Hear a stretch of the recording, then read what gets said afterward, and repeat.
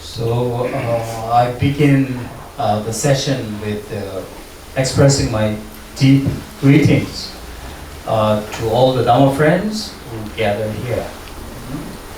안에 다만함서 참말로 남발했어. 안에 맞아네. 상계 좀 되게 아니 제장지 차대. Và Rinpoche có lời trước hết là có một lời chào rất là sâu sắc đến tất cả mọi quý vị ở đây trước khi buổi thuyết pháp bắt đầu.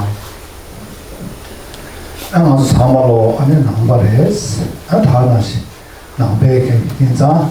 근데 상계 좀 되게 아니 제장지 차대요. 그랬어. 근데 상계 좀 되게 제장지 차용도 잡아네. 상계 좀 되게 만족해야 안에 라자 조디.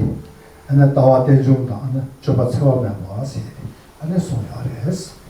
So we are all Buddhists, and the principal advice that the Buddha gave to us is to maintain our attitude, not harming others, and the view is to interdependent. Và ở đây thì Ngài có nhắc lại là chúng ta đều là những người Phật tử, và cái lời khuyên mà Đức Phật cái lời khuyên Đức Phật chính thức cho chúng ta đó là lời khuyên này chúng ta đừng có bao giờ đi làm hại những người khác, vì tất cả đều là duyên khởi. 다와 대중들 안에 윤재기 대중세에서다 때내가 대중세 대중이 요래서 다리 맞을 때 안에 내 윤재기 거로 내 윤재기가 거라 셰니스. So for the view on in terms of interdependence nature, there are two categories. One, 윤재기 대중 때내가 대중이 제베다네 다리 맞을 때 윤재기 대중 거 셰니스. So there are two categories. One is to dependent in terms of basis upon the interdependent natures, and then the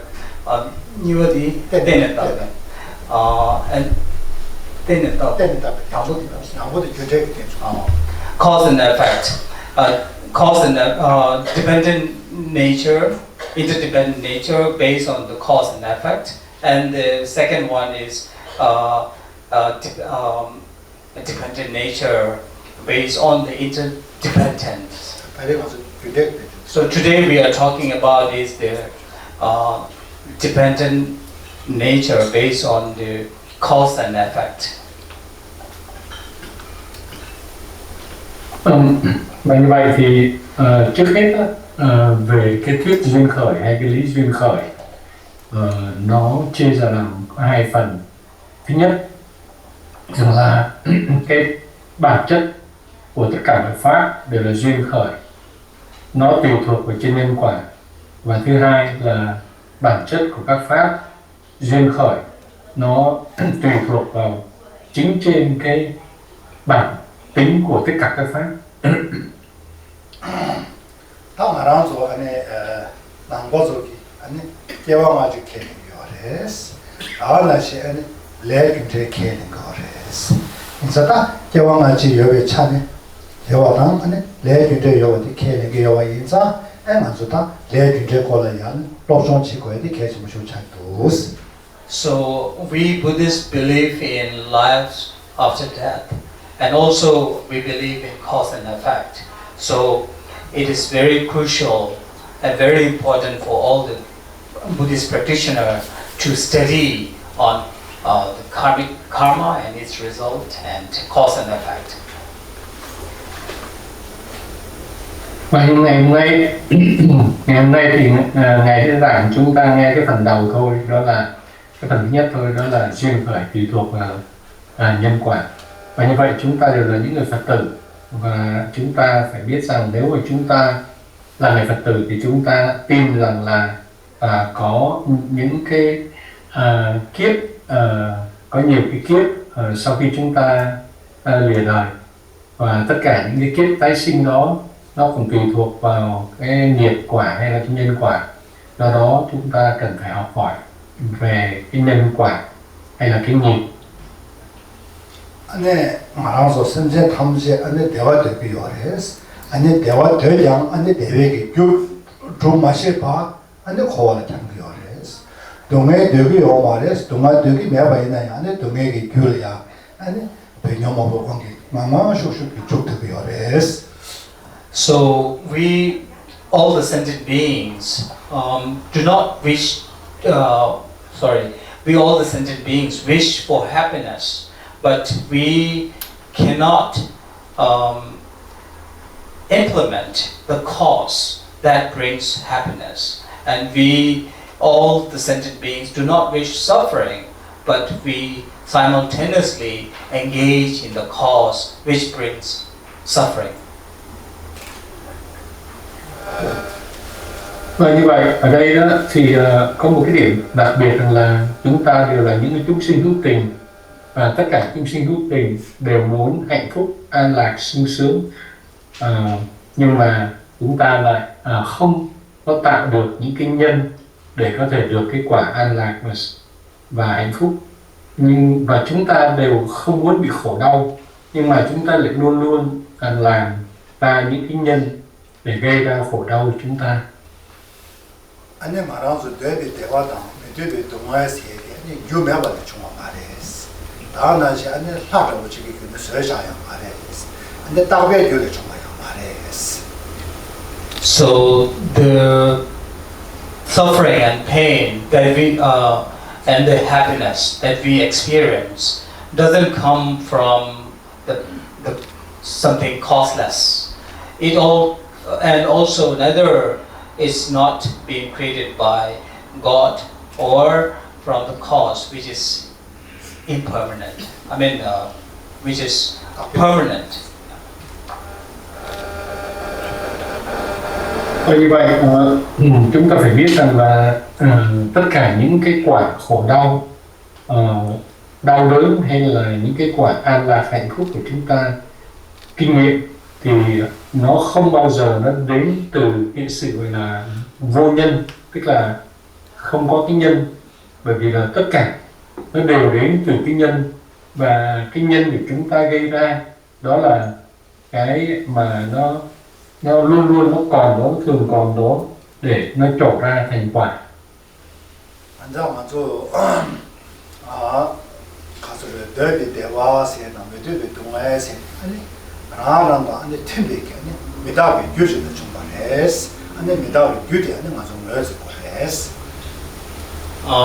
So the cause, the happiness that we experience and the suffering and the pain that we experience in our day-to-day life is brought by this resemble cause that we have created. Và như vậy, điều chắc chắn là tất cả những cái nhân của hạnh phúc mà chúng ta kinh nghiệm, hay là những cái nhân mà khổ đau mà chúng ta phải chịu ở trong cái đời sống thường ngày chúng ta, nó luôn luôn nó mang lại, nó mang đến từ những cái nhân mà chúng ta đã tạo ra.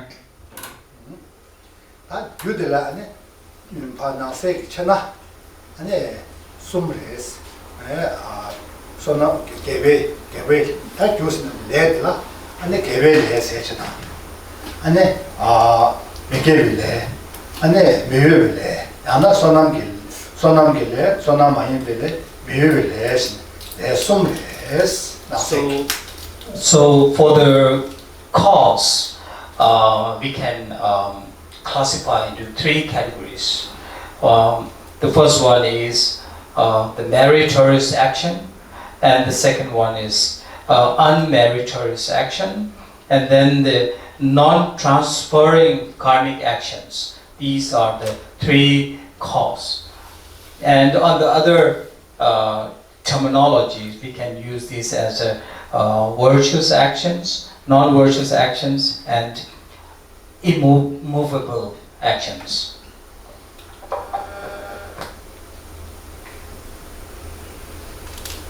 Và như vậy, tất cả những cái nhân mà chúng ta tạo ra trong cái đời sống thường ngày, nó có thể phân ra làm ba cái loại nhân. Thứ nhất, nhân là nhân thiện, tức là nó sẽ mang lại quả lành. Thứ hai là nhân ác thì nó sẽ mang lại quả dữ. Và cái thứ ba là cái nhân nó không có tác động, nó không có gây ra cái quả nào đặc biệt. Cái nhân nó gọi là trung tính.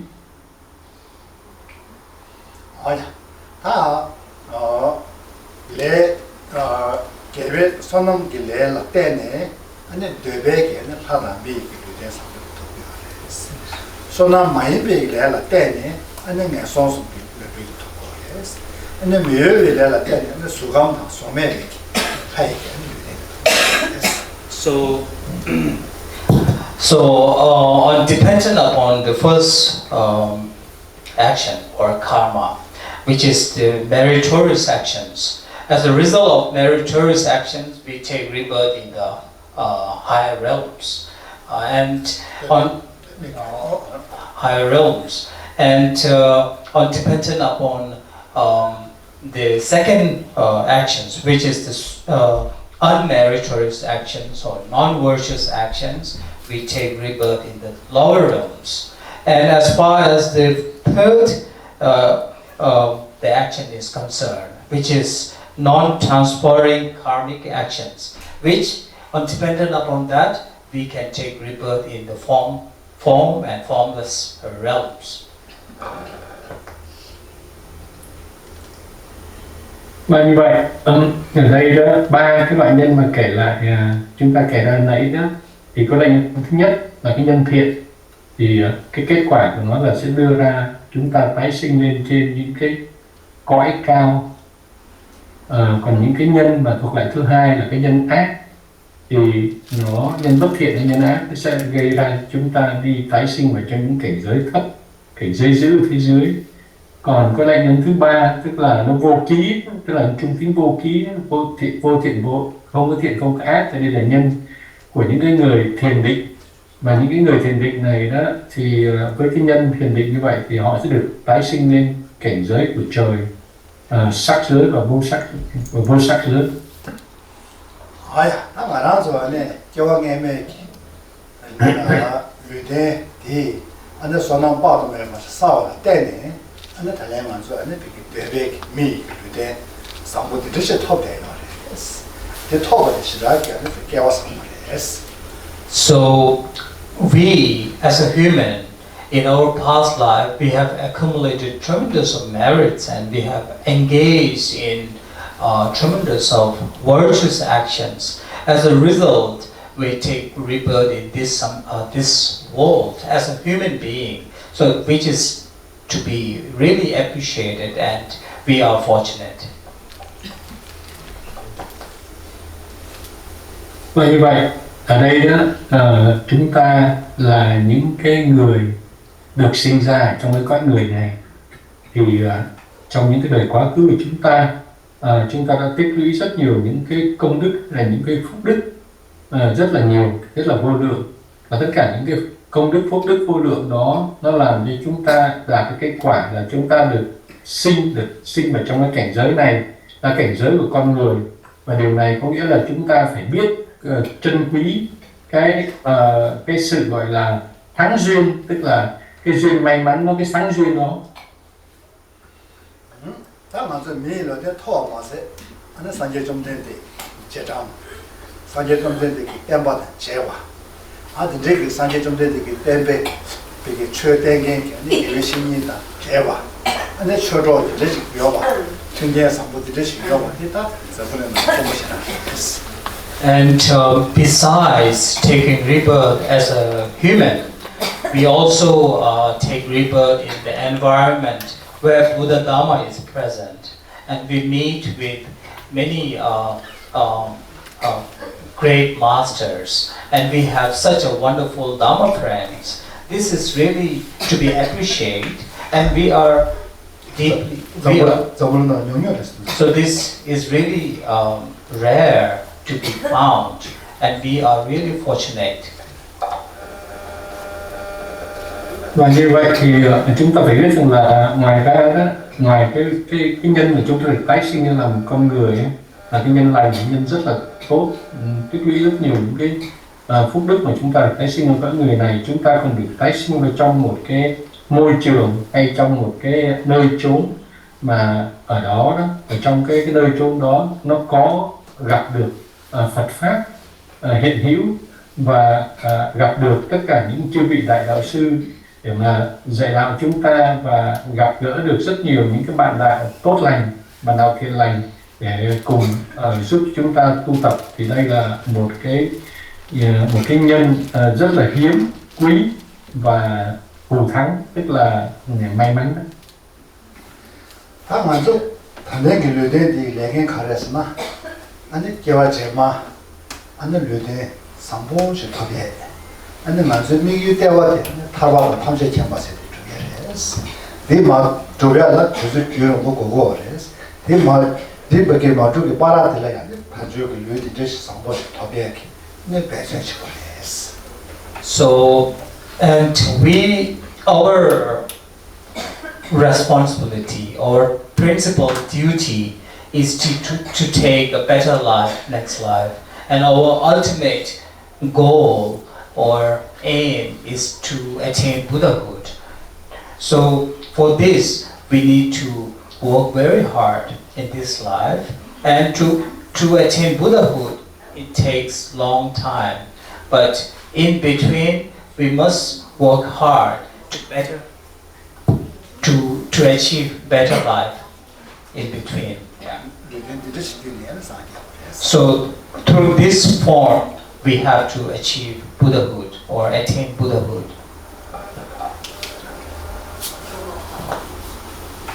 Và như vậy ở đây đó chúng ta phải biết rằng là chúng ta được tái sinh vào thân một con người rất là quý hiếm và đầy cái sự may mắn này, thì chúng ta có một cái trọng trách để chúng ta có một cái nhiệm vụ là chúng ta phải ít nhất là tu tập để có những cái tái sinh vào trong những kiếp tới, trong những cái cảnh giới cao tốt hơn, và nhất là chúng ta phải tu tập thế nào, hành trì tu tập thế nào để chúng ta có thể đạt được Phật quả. Và muốn đạt được cái Phật quả đó thì chúng ta phải làm việc rất là chăm chỉ, có thể tu tập rất là nghiêm túc, chăm chỉ và khó nhọc để chúng ta có thể đạt được cái Phật quả này. Muốn đạt được cái Phật quả này thì nó sẽ lấy của chúng ta rất nhiều thời giờ để chúng ta có thể đạt được cái Phật quả, và chúng ta phải làm việc rất nhiều, phải chăm chỉ, và như vậy chúng ta phải quyết tâm là qua cái thân người chúng ta đang có hiện thời bây giờ, qua cái dạng thức mà chúng ta đạt được thân người quý hiếm này, chúng ta phải quyết tâm để đạt được đến Phật quả.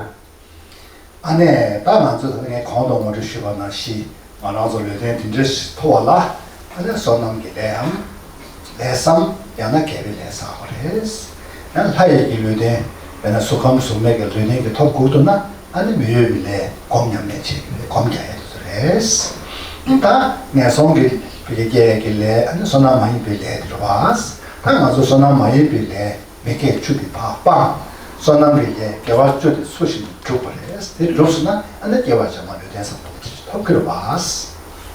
So, in brief, as I mentioned earlier, if we aspire or wish to have a better human life, or to be taken rebirth as in three higher realms, then we must engage in the first merit, first karma, which is the meritorious actions or the virtuous actions. If we implement these actions, this cause, then we can take rebirth in the higher realms. And on the other hand, if we want to take rebirth in the formless realms or form realms, we must engage in the practice of meditation and yogic practice. Then we can take rebirth in the form and formless realms. Okay, and then nobody wish to take rebirth in the lower realms. So to avoid taking rebirth in these three lower realms, we must not engage in non-virtuous actions, refrain from them, and then 그러니까 그래서 And then it would help us to, stop taking rebirth in the lower realms. 다 가와게 맞이 되면 수술하고 그래서. So, whether we should take rebirth is dependent upon our own. I mean, it's on our own hands. Và như vậy, ở đây đó, chúng ta cũng biết rằng là mà cái tóm gọn lại thì chúng ta phải có cái sự mong muốn, có sự ước nguyện để có thể sinh lên ở trên cõi cao hơn. Và như vậy thì chúng ta phải đi vào trong con đường hành trì của tất cả những cái điều thiện, những cái công đức, những cái phúc đức đó, để chúng ta có thể được tái sinh lên trên những cảnh giới cao. Và nếu chúng ta muốn được tái sinh lên cảnh trời của sắc giới hoặc là vô sắc giới, thì như nãy đã nói, đó là dành cho những vị đi vào trong con đường thiền định, thì chúng ta phải hành trì thiền định, và chúng ta phải trở thành một vị du già, hành thiền định du già. Và không ai trong chúng ta muốn bị tái sinh vào những cảnh giới thấp ở dưới, cảnh giới dữ tợn, ác, cảnh giới ác khổ ở phía dưới đó. Thì mới như vậy thì chúng ta phải tuyệt đối tránh tạo ra những cái nghiệp bất thiện hay là những cái hành động ác. Bởi vì là nhờ như vậy tránh tạo những cái hành động ác hay những cái nghiệp ác hay là bất thiện đó, thì chúng ta có thể chặn cái con đường đi tái sinh ở những cái cõi thấp ở dưới. Do đó dù chúng ta muốn tái sinh cảnh giới nào đi chăng nữa, thì tất cả cái đó nó nằm ở trong cái bàn tay của chúng ta, do chúng ta tự quyết định. 다 말하면서 또 뜻이 쉬어가는 말하면서 사망으로 미유 탈투디 샘제 탐색이 지도 산지디 거는 그래서 네 마더베 내가 없어 유된 리더십 탑에 개체도 아니 말하면서 사망으로 걔는 매수 샘쉽게 그래서. So in brief, our principal goal or ultimate goal is to attain enlightenment and attain enlightenment for the well-being of all the sentient beings. And so this may take long time. So in between, we must try hard, practice well to achieve more better life in the like this human form. Và như vậy chúng ta cũng biết rằng là một cách tóm gọn thì ngoài ra thì chúng ta phải mong muốn đạt được cái mục đích tối hậu. Mục đích tối hậu của chúng ta là đạt đến cái giác ngộ, và giác ngộ như vậy để có thể làm lợi lạc đến tất cả mọi chúng sinh hữu tình. Và cái điều này thì nó đòi hỏi nhiều thời gian, và trong cái thời gian mà chúng ta tu tập để đạt được sự giác ngộ, để làm lợi lạc của chúng sinh hữu tình, thì chúng ta phải ít nhất phải cố gắng làm thế nào để chúng ta có thể hành trì con đường tích thiện, để chúng ta có thể tái sinh những cảnh giới tốt, chứ đừng có đoạn vào những cái cảnh giới ở phía dưới. 리더 올리는 토벨라 아니 개벨레당 소남기레 사호바스 개벨레당 소남기레 시에티 아니 간레지르 세그레스나 아니 꿀롱라라 레그레스 꿀롱 페베스기 끄네다니 자와질라 아니 개벨레스나 거레스 꿀롱 네방 세벨레기 끄네나니기 아니 레질라 아니 메게벨레스나 거레스. So to take rebirth as a human, or so now how should we practice or work to take rebirth as a human again is to engage in the virtuous actions or meritorious actions. And 세와다 네게 버스에디 가르치는 쓰러서는 안 처음에 막 팬백이 쌤이 꾸는 나오게 내서는 Now, what is this meritorious actions or virtuous actions? Anything that we do is motivated with benefiting others or helping others, with non-harming, with the motivation of non-harming, is called meritorious actions or virtuous actions. And any action that we do with the motivation of harming other, these are called non-virtuous, and which is called non-virtuous actions. Và ở đây đó, nếu chúng ta muốn được tái sinh lên cảnh giới của con người nữa, thì chúng ta đặt câu hỏi là làm thế nào để chúng ta có thể hành trì tu tập trong cái đời, trong kiếp này, để chúng ta có thể tái sinh về trong những kiếp sau, tiếp tục ít nhất được tái sinh lên con người, chứ không phải đọa về những cái kiếp của các nghèo dữ ở phía dưới. Và cái câu trả lời là chúng ta phải làm những cái hành động thiện hay là những cái nghiệp thiện, hoặc là những cái phúc đức hay công đức để mà chúng ta được tái sinh. Thì câu hỏi kế tiếp rằng là cái hành trì nào hay cái sự tu tập nào tạo cho chúng ta được những cái công đức hay những cái nghiệp thiện hay cái phúc đức đó, thì cái câu trả lời là chúng ta phải luôn luôn tạo những cái hành động để mà làm lợi ích tất cả mọi chúng sinh hữu tình và không được làm hại tất cả mọi chúng sinh hữu tình. Và tất cả những cái hành động, bất kỳ những cái hành động nào mà chúng ta làm thì chúng ta đều phải có được cái nguyện lực, cái động lực hay cái nguyện lực là không có làm hại người khác. Và cái chuyện mà chúng ta làm hại người khác thì đó là những cái hành động bất thiện. 어떤 말하죠? 내 저와 가르치자가 있는 시행을 편배체도 시행을 이게 그거를 집합해봐 있는 간접 계절 가르쳐야 되냐? 타협의 심지어 탐정을 편배체도 이 사람이 그네 라네 아니 이게 저와 좀 거야 돼 개심을 해도 왔어. So therefore, whatever activities that we engage in should be motivated with positive thoughts.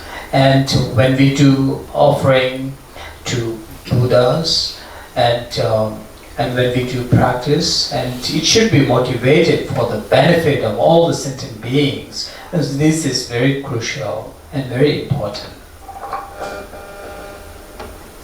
Và như vậy, ở đây đó, một trong cái câu trả lời là chúng ta có ở đây là những cái hành động nào hay là những cái nghiệp nào mà chúng ta làm để có thể tạo được những cái nghiệp thiện đó, thì chúng ta phải nhớ rằng bất cứ những hành động mà chúng ta làm nào đó, chúng ta phải có một cái nguyện lực hay là một cái động lực hay là một cái ý nguyện, và những cái tư tưởng, những cái sự suy tư của chúng ta để chúng ta làm lợi lạc của chúng sinh hữu tình. Bây giờ nói ví dụ như là khi chúng ta cúng dường Đức Phật một cái phẩm vật nào đó, hay là chúng ta hành trì một cái pháp tu nào đó, thì cái nguyện lực đó, cái nguyện lực mà gọi là thiện đó là con phải làm tất cả những cái đó để mà làm lợi lạc tất cả mọi chúng sinh hữu tình. Đây là cái điều cực kỳ quan trọng, và nó là một cái điều rất là thiết yếu để cho chúng ta có được cái nguyện lực, có nguyện lực thiện. 당연하죠. 말하죠. 사모로 아니다.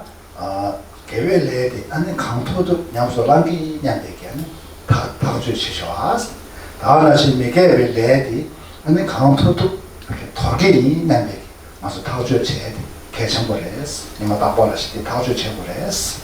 So we, all the Dhamma friends present here, including myself, we will make invariable commitment to engage in more virtuous actions, and let's make commitment to refrain from all the non-virtuous actions. Và như vậy ở đây đó ở đây đó chúng ta đều là những bạn đạo đối với nhau, bao gồm cả bản thân của tôi, tức là của Rinpoche đó. Chúng ta để những bạn nhập với nhau thì chúng ta phải có một cái sự phát nguyện rằng là chúng ta nguyện là chúng ta sẽ càng ngày càng làm những điều thiện và từ bỏ làm những cái điều bất thiện hay những cái điều ác. bên năng mà làm rồi Canada 제가 너 내도 내가 가리 제발이나 팀다 마게요지 팀다 팀이지 내가 지치고 왔어 팀다 팀비 내가 제발이나 완전 여와요 말았어 팀다 개리게 내가 제발이나 좀 남자 신앙 예와 계획 너무 좋았어. So we, all the Dhamma friends are in Canada now. For example, we are all in Canada here, and if whatever we do, if we abide by the law, then nothing to worry about. But if we do something illegally, then we always have to be very scared, or we try to, we scared of being punished. Yeah. Và như vậy, cái ví dụ là chúng ta đều là những bạn đạo đang sống ở trong cái đất nước Canada này, và tất cả những cái hành động mà chúng ta làm nếu nó gọi là theo cái luật lệ và tôn trọng luật pháp thì chúng ta không có cái gì để chúng ta phải lo lắng. Còn nếu chúng ta làm những cái hành động hay là làm những cái chuyện mà bất hợp pháp, gọi là đi trái với cái luật lệ, thì chúng ta sẽ có cái sự sợ hãi và chúng ta sợ, và chúng ta luôn luôn chúng ta lo ngại chúng ta sẽ bị trừng trị bởi luật pháp. 어빼드나 시 말하면서 아니 계획에 차와 간데 진짜 이나양 이게 내 존재에 친다 계획이 말이었어. 미게벨레 줄어서 말래 간데 진짜 내 존재에 친다 계획이 말이었어. 계획주의에 간데 진짜 친다 계획 내 존재에 친다 계획이 매바 인자 아주 세대를 기와 세침말에 기와 semla 시대 체험 그랬어. 미게벨주의에 제가 세대래야 하는 게 남자. So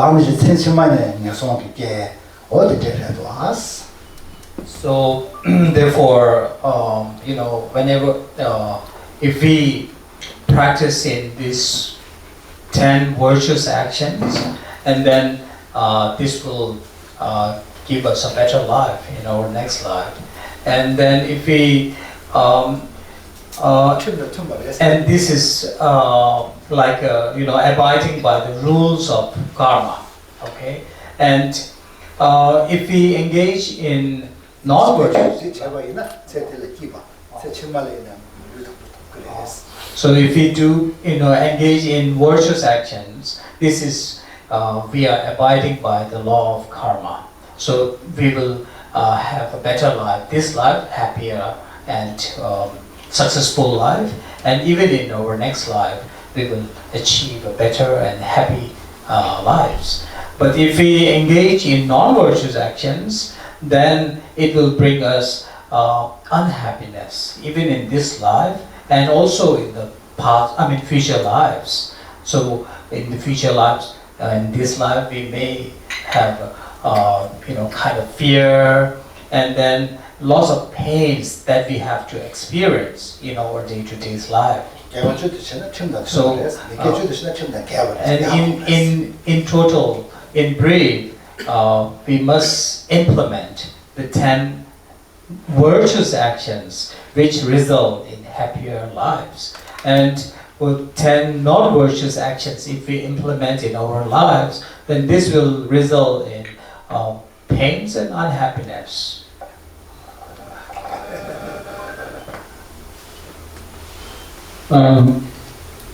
Và điều đó có nghĩa là nếu chúng ta hành trì 10 cái nghiệp thiện thì chúng ta đã tuân thủ theo cái luật của nhân quả, là của nghiệp quả. và như vậy chúng ta sẽ được tái sinh vào trong những cảnh giới tốt hơn, và đời này chúng ta cũng cảm thấy cũng sẽ được sống một cách an vui hạnh phúc hơn.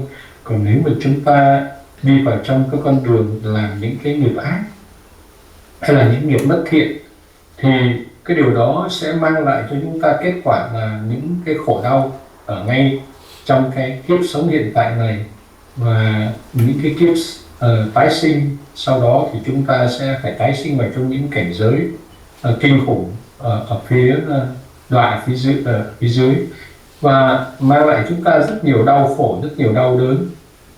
Và như vậy thì tóm tắt là chúng ta cần phải hành trì cái 10 cái nghiệp thiện, và chúng ta phải tránh làm 10 cái nghiệp bất thiện, vì 10 cái nghiệp bất thiện đó sẽ mang lại chúng ta đau đớn và khổ đau. 다 단다디 레슨데 콜 제시 자나 먹고자 도스나 뒤져게 게임 비트스 당사 말레스 안다니바 아니 레 용소지 코데 시아바이나 아니 통저기 주기 레세 직체 개념 용주기 레세 직체 아니 렌장시는 용주기 레세 마라 수미어레스 양. So about these three karma, they are a very extensive explanation about it, but as we have a limited time, we cannot go through all the explanation. But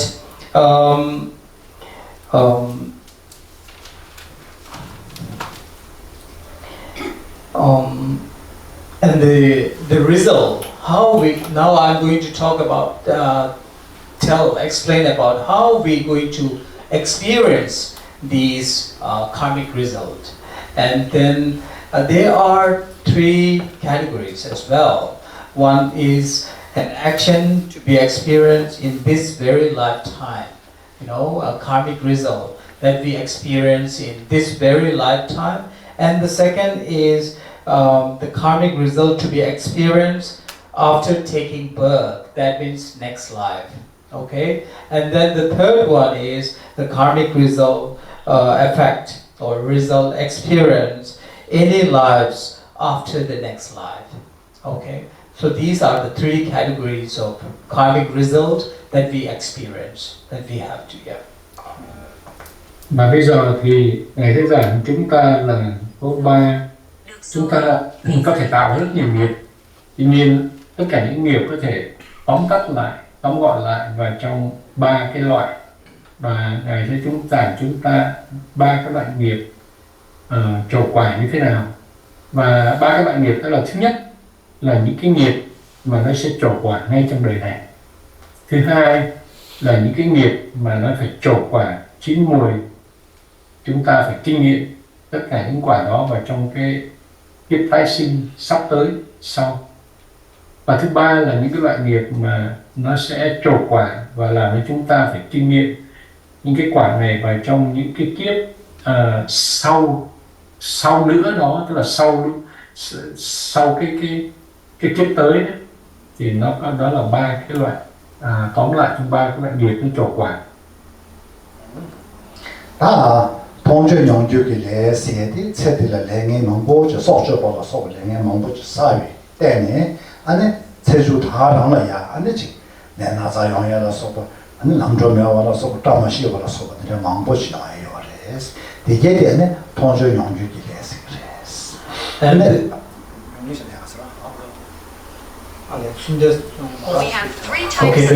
now the first category, which is an action to be experienced in this very lifetime, is, in our lives we engage in different kind of non-virtuous actions. So many non-virtuous actions, and then in a later part of our lives we experience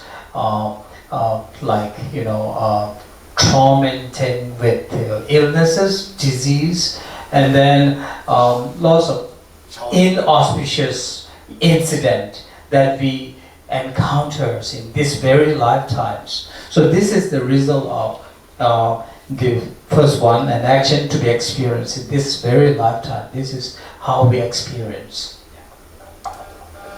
Và cái loại thứ nhất là những cái loại nghiệp mà nó trổ quả ngay vào trong cái đời này. Thì nếu chúng ta trong cái đời sống của chúng ta hiện tại chúng ta làm những cái nghiệp ác, thì có một số những cái nghiệp ác của chúng ta làm nó sẽ trổ quả sau đó ngay vào trong cái kiếp sống hiện tại này của chúng ta. Ví dụ như là chúng ta phải chịu cái quả là bệnh tật rồi khổ đau, hoặc là những cái sự không có may mắn xui xẻo nó mang đến lại chúng ta, và chúng ta kinh nghiệm những cái quả đó ngay vào trong cái kiếp sống hiện tại này của chúng ta. 안에 니바 안에 얘네 용주기 레세티 카르스가스나 세딜레야 안에 semje 소쇼도라 소발레네 너무 보지 싸워데 세딜레 마면 버체 늘체치마 다라네 내송을 깨야 소바 동해 바도나 거 용화리디 얘네 용주기 레스그레스. And then the second experiential second karma, which is the karma to be experienced after taking birth or next life.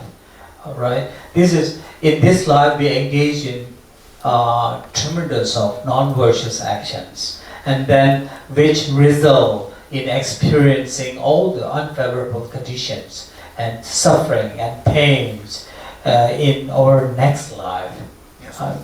Next life in the sense the immediate next life. So we experience and then it also can result in taking rebirth in the lower realms, which is the second one, which is karma to be experienced after this life.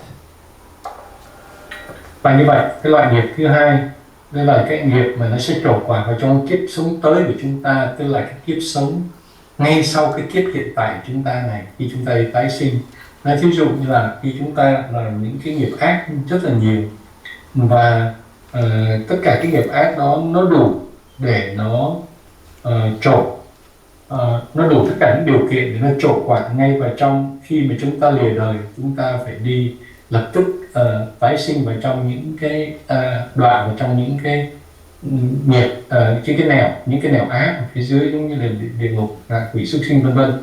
Thì đó là những cái nghiệp mà nó trổ quả ngay vào trong cái kiếp sống tới, cái sự tái sinh tới của chúng ta. SOPA 안에 렌라 셀라 용제기 레세티 카드질 쓰고 있으나 안에 처마들 많이 붙인 비 제마 다들이야 안에 로숨 제라 시제라 아이 제라 로주 제라 로자라게 제라 로동라게 제라 안에 렌티 용해요레스 이게 되면 렌라 셀라 용제기 레세기.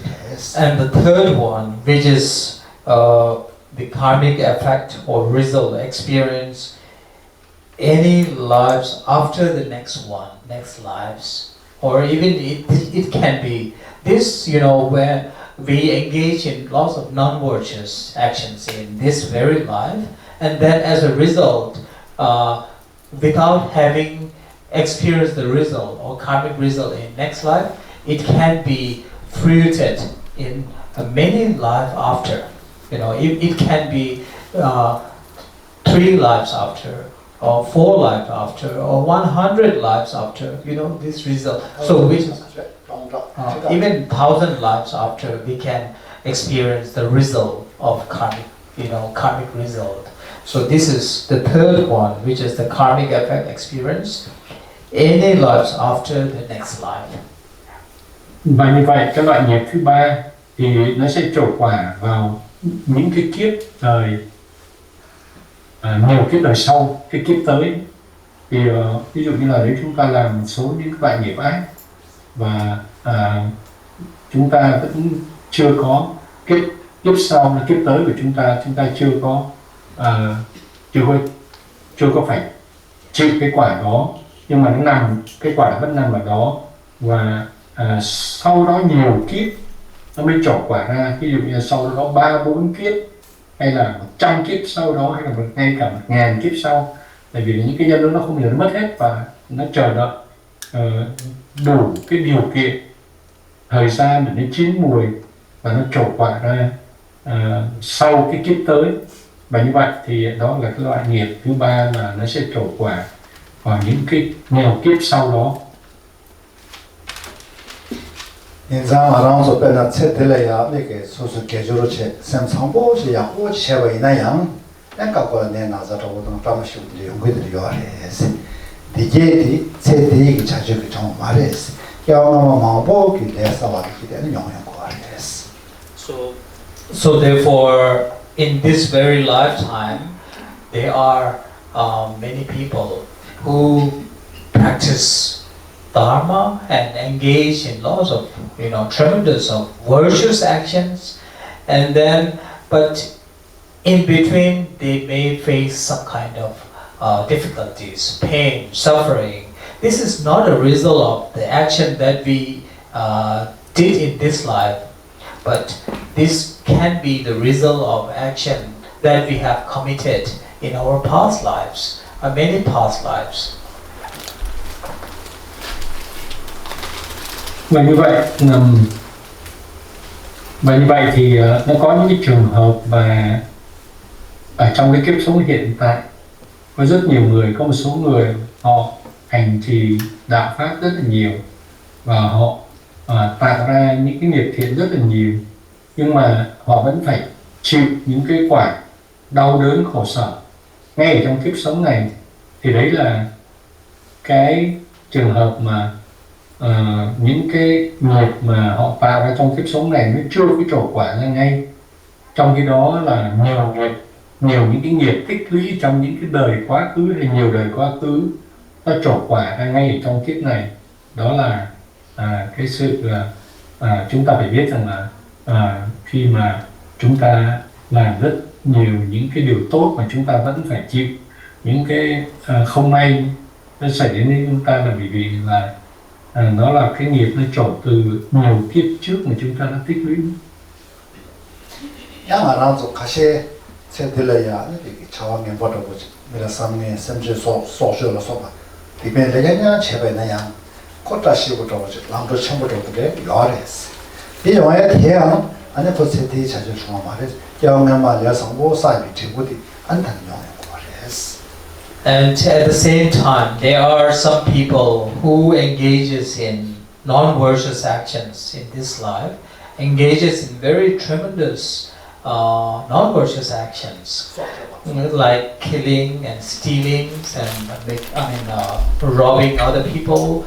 But sometimes they seem to be enjoying a happy life, right? They enjoy sometimes a very fruitful result, but this is not a result of the action that he or committed in this life. It is the result of the action, virtuous action that he committed in his past lives. Và như vậy cũng như thế, có những cái trường hợp mà chúng ta thấy là có một số người ở trong cái kiếp này họ làm rất nhiều những cái điều ác, những cái nghiệp bất thiện, nhưng mà họ vẫn sống một cách an vui, sung sướng, họ không có chịu một cái gì khổ đau xảy ra cho họ hết. Đó là bởi vì là những cái quả hạnh phúc của họ mà họ đang có đó, nó không phải nó đến từ những cái nghiệp tạo ra ngay trong cái đời sống này, mà nó đến từ những cái nghiệp họ tạo ra rất nhiều từ trong rất nhiều những cái đời trước, mà bây giờ họ trổ ra những cái nghiệp thiện đời trước của họ làm, bây giờ nó trổ ra và họ được hưởng cái quả đó. 알아서 남이 도다도 그냥 가셔야 되는 거죠. 삼술이야. 얘기에 이게 저 제배인 영내 제배인 반도 제배인 이내 드라마시 내나서 강에 먹고 치고 난 건조에는 이게 간접 부조 제되거든요. 건조야 이게 남도 쉬울 적어도 아니 보다게 하고 보다래 야를 되기도 어디 알아서 넣고 그래서 담들 얘기를 상담 그래서.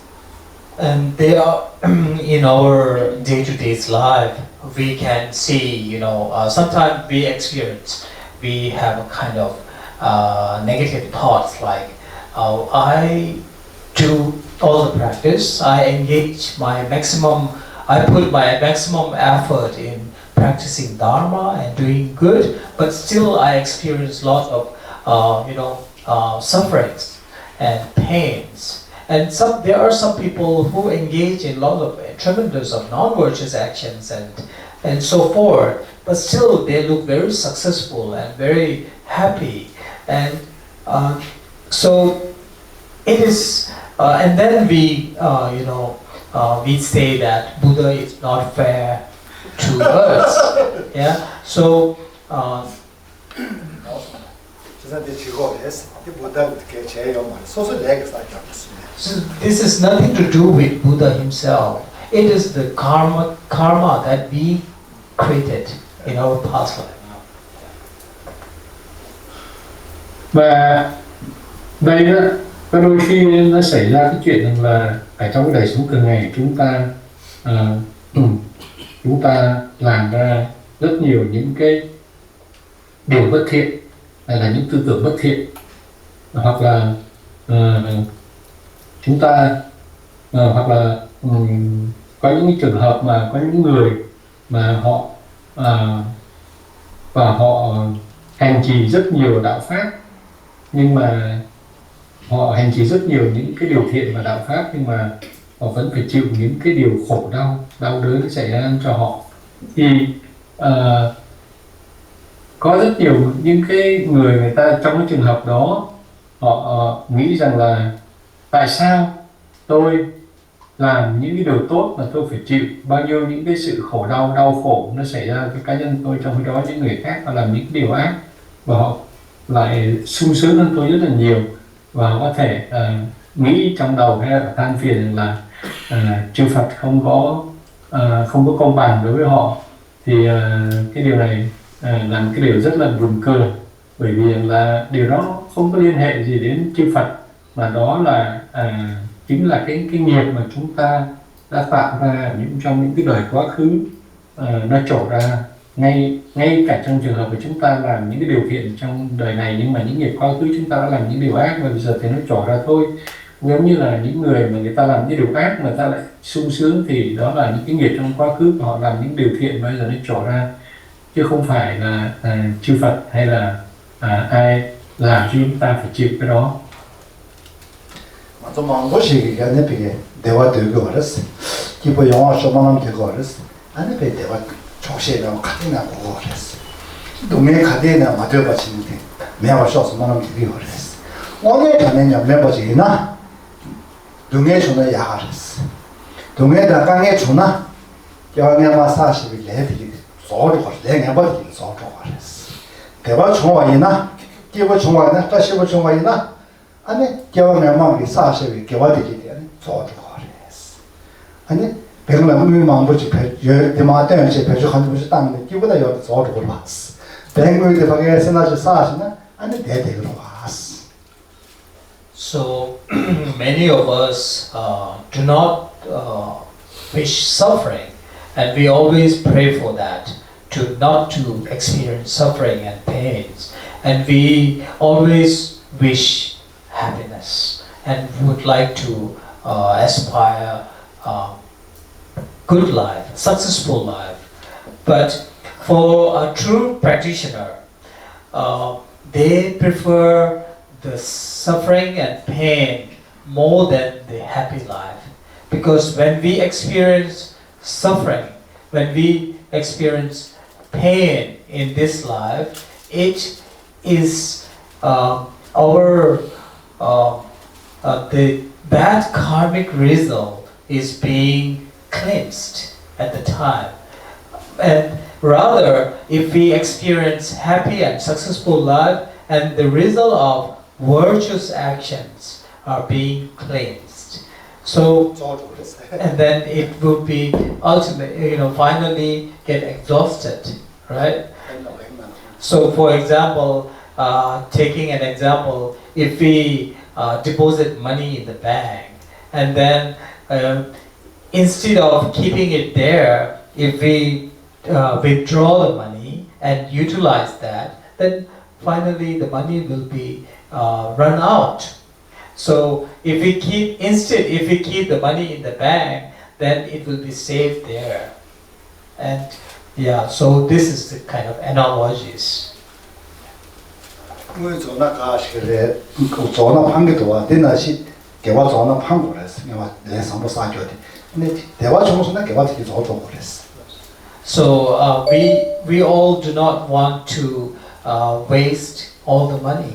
right, in the bank. So likewise, if we just used up all the result of virtuous actions, then we must feel sad about that. Và như vậy thì có rất nhiều người chúng ta không muốn khổ đau và luôn luôn cầu nguyện để tránh tất cả những cái khổ đau nó đến với mình, và luôn luôn mong cầu được cái niềm an vui hạnh phúc và có một cái đời sống thành công. Nhưng mà chúng ta phải biết rằng là những cái người hành giả chân chính, họ sẵn sàng, họ chịu chấp nhận những cái khổ đau hay là những cái quả khổ đau nó đến với họ ngay ở trong cái đời sống này, bởi vì rằng là khi mà họ chấp nhận như vậy thì họ đã trả những cái ác nghiệp của họ bớt đi và làm tiêu trừ tất cả những ác nghiệp của họ khi mà nhận những cái quả khổ đau ở trong cái đời này. Thì chúng ta mà ngược lại chúng ta chỉ mong muốn được hạnh phúc, được sung sướng, thì chúng ta đang sử dụng tất cả những cái công đức của chúng ta tiêu đi tất cả những cái công đức của chúng ta khi chúng ta nhận được cái quả hạnh phúc và sung sướng, và cuối cùng là nếu là tất cả những cái công đức hay phúc đức của chúng ta nó đã hoàn toàn nó không còn nữa, thì chúng ta phải chịu những cái quả khổ đau đến từ những cái nghiệp ác nó còn lại ở trong chúng ta trong những đời trước mà thôi. Do đó điều này cũng tương tự giống như là khi mà chúng ta bỏ tiền vào trong một cái ngân hàng, thì nếu chúng ta thay vì giữ tiền trong ngân hàng, trong trong cái ngân hàng của chúng ta, mà chúng ta cứ lấy đi, chúng ta tiêu đi những cái tiền đó, thì một lúc nào đó thì những cái tiền mà chúng ta tích tụ trong ngân hàng đó nó hết, nó không còn nữa, và chúng ta trở thành nghèo khổ, đói khổ. Và nếu mà chúng ta gìn giữ những cái tiền ở trong ngân hàng đó, chúng ta không có tiêu phí tất cả những tiền trong ngân hàng đó, thì chúng ta vẫn còn tiền và chúng ta không bị đói khổ. Chúng ta không ai chúng ta muốn phí phạm, phung phí tất cả những tiền mà chúng ta có thể giữ được ở trong những ngân hàng, những cái nhà băng, những cái ngân hàng đó. Điều này cũng tương tự như vậy, là nếu mà chúng ta là những hành giả chân chính thực sự, thì chúng ta sẽ tìm cách không có tiêu xài hết tất cả những cái nghiệp thiện của chúng ta, và còn lại chỉ là những cái nghiệp ác tích lũy ở trong chúng ta mà thôi. mặc dù bây giờ làm mà ta chỉ mua cái sung rες, đồng nghe cái này để bắt chạy chăm ở đó rες, cái nghe cái này kéo chạy cũng mà rες, sung rες, cái gì ta chỉ rες. So our great Tibetan masters, they say that the unfavorable conditions or the suffering is a broom which sweeps the the happy suffering is the brooms to sweep the non-virtuous result. And so when we experience natural suffering, I mean when we experience suffering, it encourages us and it urges us to do the virtuous actions. Sorry. Và như vậy thì có một vị đại đạo sư Tây Tạng có nói rằng là tất cả những cái quả khổ đau nó xảy ra chúng ta ngày hôm nay, nó chính là những cái chổi nó quét đi tất cả những cái nghiệp bất thiện của chúng ta trong quá khứ. Và nếu mà chúng ta phải kinh nghiệm, phải chịu đựng những cái khổ đau nó xảy ra đến chúng ta, thì cái điều đó là chúng ta có cái sự dũng cảm để mà chúng ta, và nó thúc đẩy chúng ta để tạo thêm nhiều ác nghiệp, tức là nó kích thích chúng ta để chúng ta đừng có tạo những cái ác nghiệp, tránh tạo những cái ác nghiệp khi mà chúng ta phải chịu những cái quả khổ đau. là chỉ là này cái đúng là khas, chỉ là mới sao sonam ses, đúng là anh ấy nghe được được thảo sống res. So therefore, they said that better to suffer than to enjoy the happiness. Because if we suffer, then it helps to cleanse all the non-virtuous result, bad karmic result. And then if we enjoy the happiness, and then it also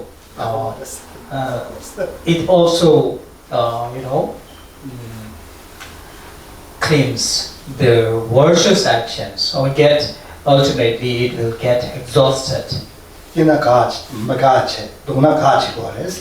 So therefore, these practitioners, they prefer to suffer more than to enjoy the happy lives. So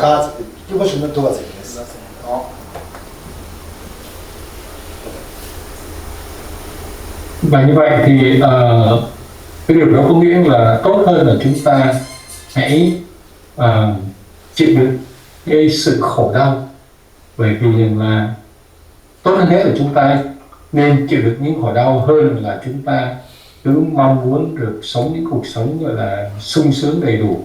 Bởi vì là những cái sự khổ đau mà chúng ta chịu đựng đó nó làm bớt đi tất cả những cái ác nghiệp chúng ta đã tích lũy trong đời quá khứ.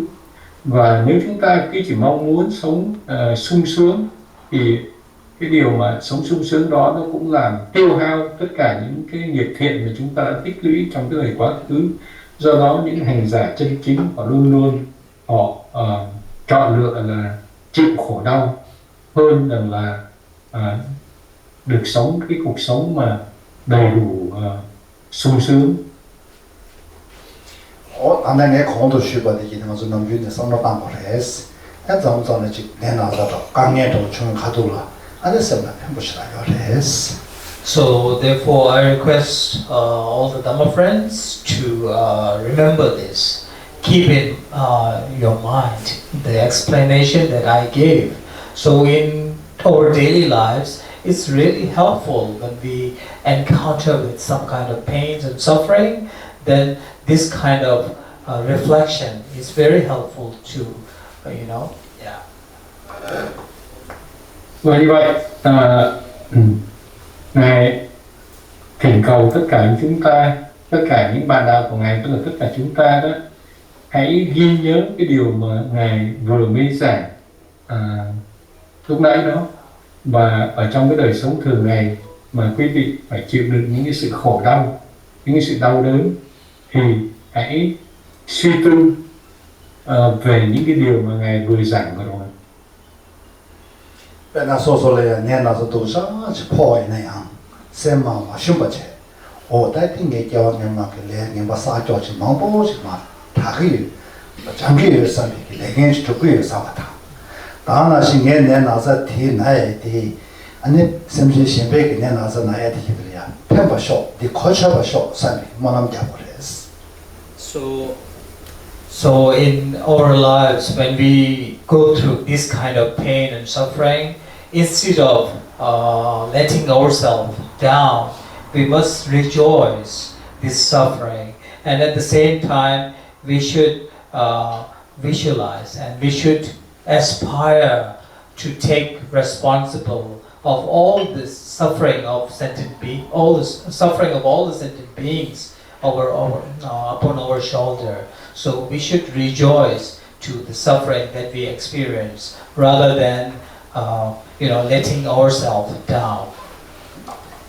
Rồi thì nó kia bộ chuyện nó, làm một món cái thứ gì cái gì, sản gì thứ gì sản một chút đấy, tôi bộ chuyện này à, cái ông này mà cái lẽ nghe sẽ cho cái sản cái kia bộ chuyện đấy. So in brief, if we experience happiness, then we must we must we must feel thankful for the benefit, for the kindness of our root masters, gurus, and if we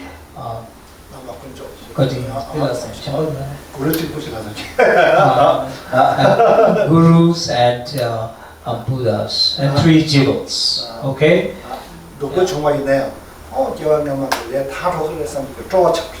So even if we experience suffering, we must rejoice that our bad karmic result is being cleansed. Yeah, rejoice. Và như vậy trong cái đời sống của chúng ta, nếu mà chúng ta phải chịu đựng khổ đau, thì chúng ta hãy phát tâm tùy hỷ, bởi vì rằng là cái đó là cái mà làm chúng ta trả bớt những cái nghiệp ác trong quá khứ, và chúng ta phải phát nguyện để mà nhận một cái trọng trách, để mà nhận tất cả những khổ đau của tất cả một chúng sinh hữu tình lên trên vai của chúng ta. Và khi mà nó xảy ra những cái khổ đau trong đời sống của chúng ta thì chúng ta đừng để cho cái tâm thức của chúng ta, cái tâm tư của chúng ta nó bị đi xuống. Nói một cách khác là nếu mà hoặc là nói cái tóm tắt khác nữa thì nếu mà chúng ta kinh nghiệm được tất cả những cái hạnh phúc ở trong cái đời sống này thì lập tức chúng ta phải quán tưởng, chúng ta xin tạ ơn tất cả những cái lòng từ bi của các chư đạo sư, các chư bổn tôn, đạo sư bổn tôn của chúng ta phải phát cái tâm nguyện cảm ơn đến, tạ ơn đến các chư vị đạo sư và chư Phật cũng như là chư Tam Bảo. Và khi mà chúng ta phải kinh nghiệm những khổ đau thì chúng ta hãy phát tâm hoan hỷ tùy hỷ, là những cái ác nghiệp chúng ta đã được trả bớt đi, đã được rửa sạch.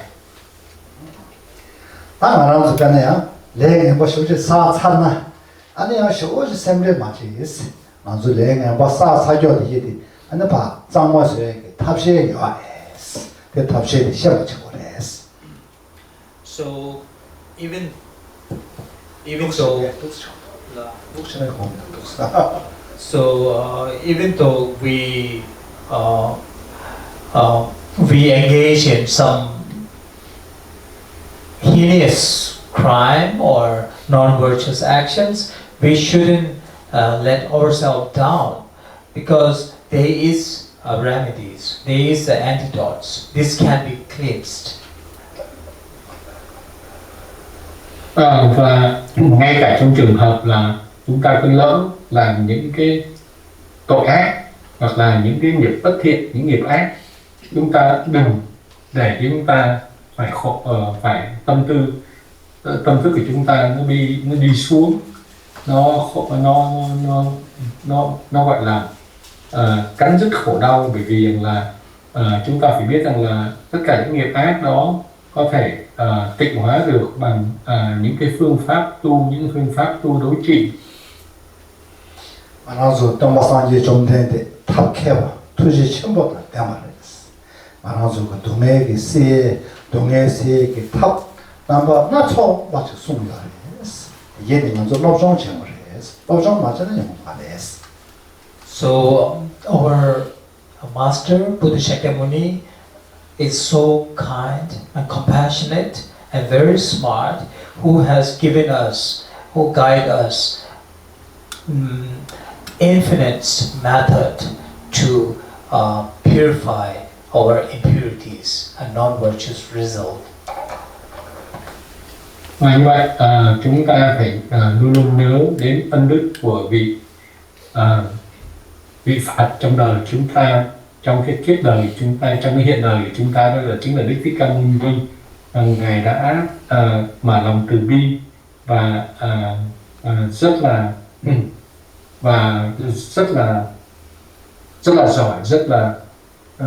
giỏi để mà dẫn dắt cho chúng ta và chỉ dạy cho chúng ta rất nhiều vô lượng những cái phương pháp để có thể tịnh hóa tất cả những cái ác nghiệp của chúng ta đã tích lũy.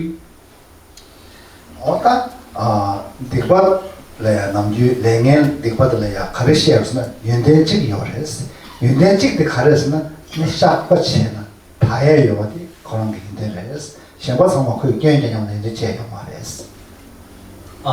The non-virtuous action result, which we consider a very powerful, very bad, has one good quality, which is it can be cleansed if we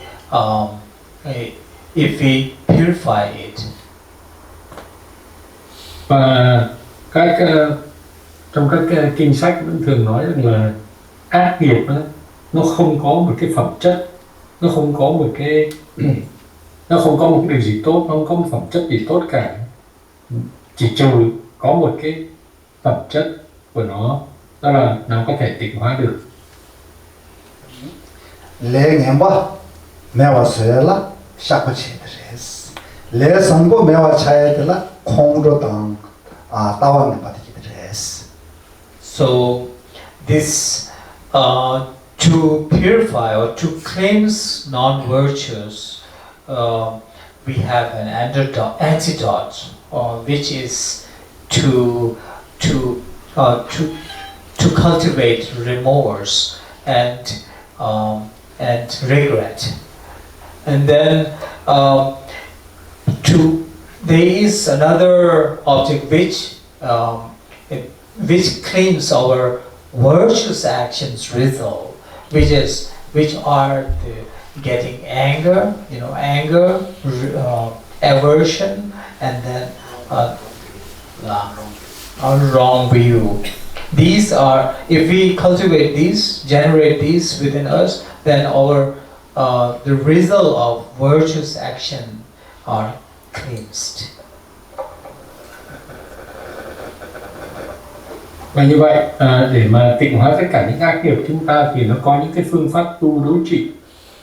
Tất cả những cái để mà tịnh hóa các cái nghiệp của chúng ta là chúng ta hãy tu tập hành trì sự gọi là sám hối và hối tiếc là chúng ta đã làm những cái ác nghiệp đó, và chúng ta phải phát nguyện tiêu trừ đi tất cả những cái sân hận, những cái thù hận và tất cả những cái tà kiến của chúng ta. Và nếu mà làm được như vậy thì cái kết quả là chúng ta sẽ tịnh hóa được tất cả những ác nghiệp đó, và chúng ta tích lũy thêm những thiện nghiệp. Ananzo mezenama nyamne shidu gewege le sawashawa yedi manyamba ne songjob chikures mikebe le kalisa satsaba yedi zamose kapshi chikures. So in our life, we must try our best not to degenerate the good karma that we have created, and we must try to cleanse or purify the non-virtuous actions result that we have created. Và như vậy, ở trong cái đời sống thường ngày chúng ta phải cố gắng rất nhiều, càng tốt, để mà đừng có làm thoái hóa những cái nghiệp thiện của chúng ta, và chúng ta phải luôn luôn cố gắng hết sức để tịnh hóa tất cả những ác nghiệp của chúng ta. 나랑서 배는 의망 보여나 의대 소스냐 되나 고마쇼에 고마 망보여 봤어. 고마쇼로 와서 초생 연구를 하마고 꾸게 연구를 와서 배디는 신 나랑서 사실 개화되기 는 고마장에서 고마소에 소소지도 공조도 좀 거래서 다는 시 따왕나 받기 고마야 그래서. So these Rinpoche gives in analogies how our good karmic result can be cleansed with our afflictive emotions. So if there's a rich people and then there's a danger of being stolen their money from their house by thieves and robberies, so likewise our our virtuous actions and good karma can be eliminated by our own afflictive emotions like anger, attachment, and wrong view. Yeah. Và như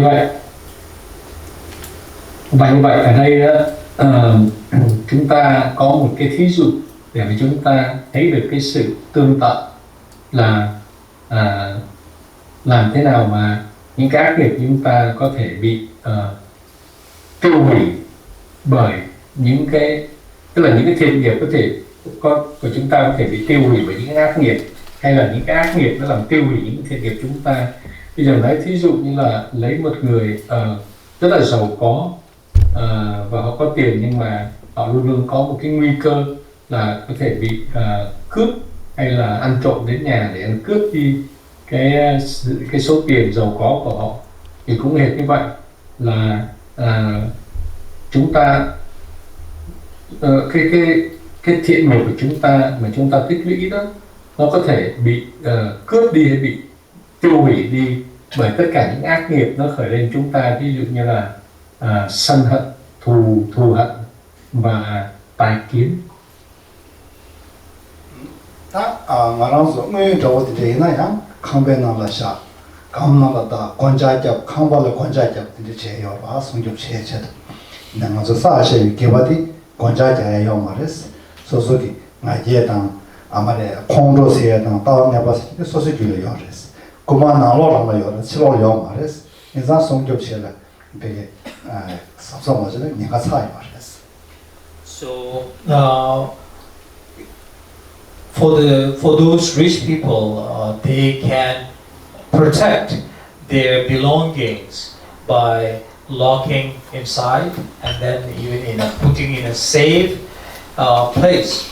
But as far as our own good karmic result and virtuous action result is concerned, these are more danger to be eliminated because the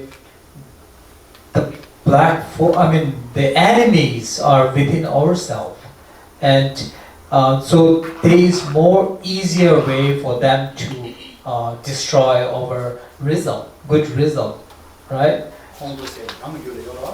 So because the anger and afflictive emotions, like the wrong view and everything, is within our own mental continuum. So these we cannot just lock in our good karmic result. Và những người giàu đó thì những người giàu có thì ít nhất họ có thể tìm những cái phương pháp để bảo vệ những cái tài sản của họ bằng cách là họ bỏ vào trong những cái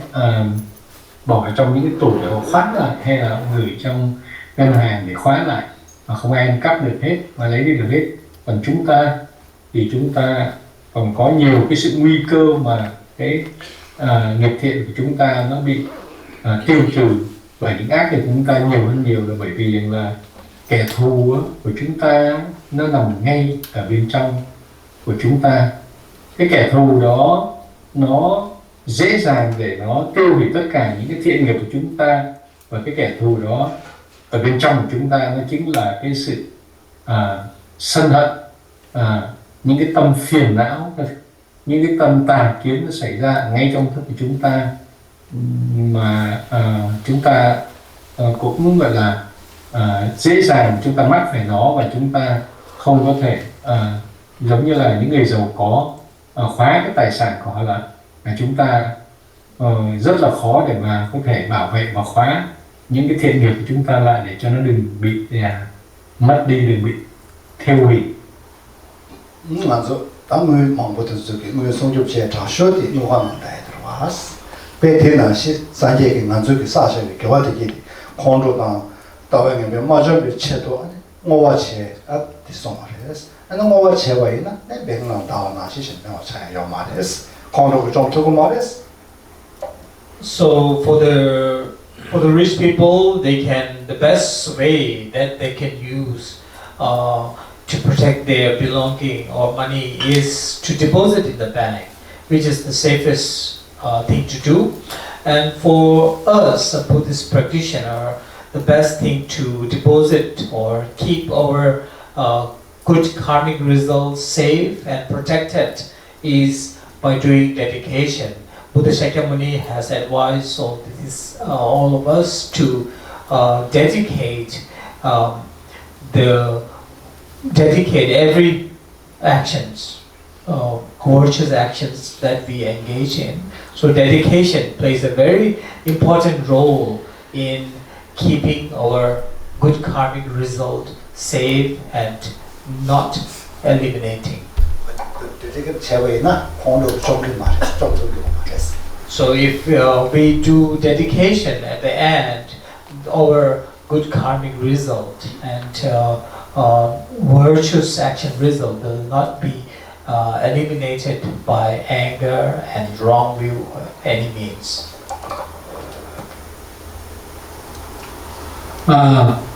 Ở đây đó, chúng ta cũng biết là những người giàu đó họ có cái cách để mà họ bảo vệ cái tài sản của họ bằng cách là họ mang gửi ở trong những cái ngân hàng và họ khóa lại. Còn chúng ta thì chúng ta có một cái cách tốt nhất để có thể gìn giữ tất cả những thiện nghiệp chúng ta đừng có bị thiêu hủy đi, thì đó là chúng ta tu cái phương pháp gọi là hồi hướng. Đức Phật Thích Ca Mâu Ni đã từng dạy tất cả những cái người trong chúng ta muốn bảo vệ tất cả những cái thiện nghiệp của chúng ta thì bằng cái cách là chúng ta hồi hướng tất cả những cái thiện nghiệp của chúng ta. Và đây là một cái điều rất là quan trọng, cũng giống như là chúng ta bỏ tiền vào trong những cái ngân hàng và bỏ tiền vào những cái tủ ngân hàng để mà đừng có bị mất đi. Thì chúng ta hành trì hồi hướng sau mỗi một cái pháp tu hay là sau mỗi một cái việc có tạo công đức của chúng ta hồi hướng tất cả những công đức đó, và khi hồi hướng công đức đó thì nó tích lũy vào trong một cái biển công đức và nó không có bị thiêu hủy đi bởi tất cả những cái sự gọi là ác nghiệp chúng ta xảy ra, giống như là sân hận, tà kiến, thù hận và tà kiến, nó sẽ thiêu hủy tất cả những công đức của chúng ta. Sang cái bên nhân châu xong rồi đấy, chú thích qua cái gì na, thích qua cái số nhà đấy na, chú thích nhà cháu chỉ công phu xong rồi chỉ thông mà đấy, chú thích giáo dục nó bảo lúc sáng na thích qua cái gì, anh giáo dục mà sẽ bảo toàn chú thích cho ai học mà xong rồi đấy. Bên điện là xin anh làm cái vào xã xã thì cái mà chơi na, chú thích qua cái đó giáo dục nhà cháu rồi. Mà chơi vậy na, anh bây giờ mà nhớ bớt rồi, anh đấy cái đấy. So Buddha has given very good example, very good analogies to in terms of dedication, making dedication for the well-being of all the sentient beings. So, for example, if we have a drop of water, if we keep this drop of water with us, then sooner or later it will dry. And at the same time, so rather if you put this drop of water in the ocean, and then this drop of water will remain in the ocean until the ocean get exhausted, right?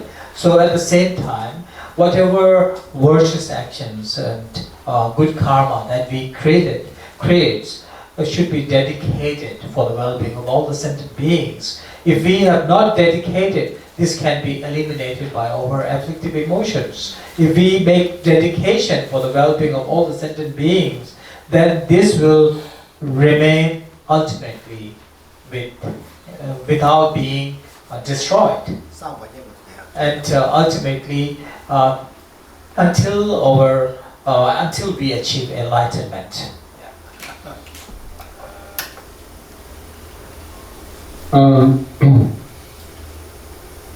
Đức Phật đã dạy chúng ta và cho chúng ta một cái thí dụ rất là tốt về cái hành trì hồi hướng.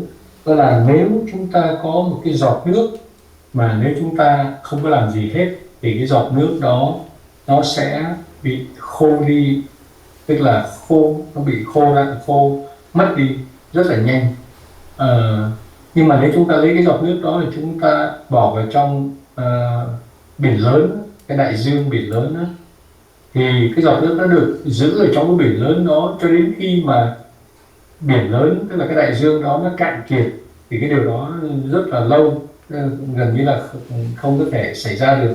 Do đó chúng ta vẫn giữ cái giọt nước thì chúng ta được ở trong đại dương. Do đó bất kỳ những cái công đức nào mà chúng ta tạo ra, dù nhỏ đến bao nhiêu, thì giống như giọt nước bỏ vào trong cái đại dương thì chúng ta cầu nguyện hồi hướng nó vào trong cái biển công đức chung. Và khi mà đã hồi hướng vào trong cái biển công đức chung rồi thì tất cả những cái phiền não, bởi vì là chúng ta phải biết rằng là sân hận có thể thiêu hủy một núi tu di của công đức bằng cách mà trong một tích tắc, trong một sát na. Do đó nếu chúng ta hồi hướng bỏ vào trong cái biển công đức chung thì tất cả những cái sân hận, những cái phiền não của chúng ta nó không thể nào nó thiêu hủy tất cả những công đức của chúng ta, và chúng ta giữ công đức đó được lại cho đến khi mà chúng ta đạt được giác ngộ.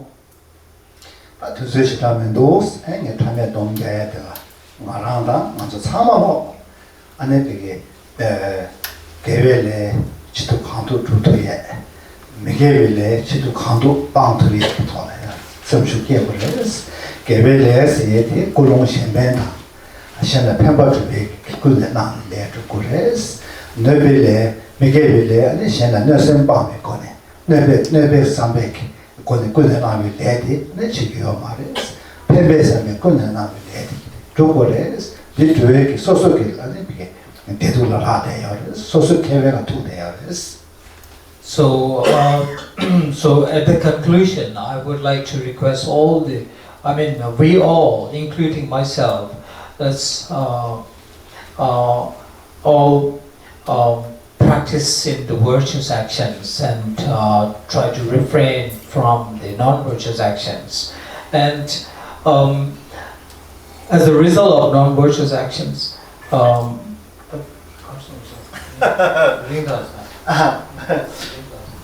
딱 먼저 삼아 대화되고 그래서 대화되고 해서 대규 안에 개화되고 그래서 개회 중에 그 자와디 고농 신백 삼바다 처음에 삼바디 거래서 그냥 디셔다. So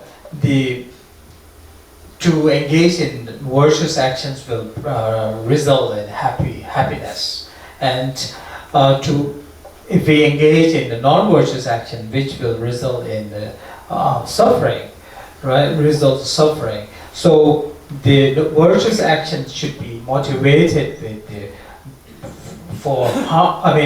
helping others, for benefiting others.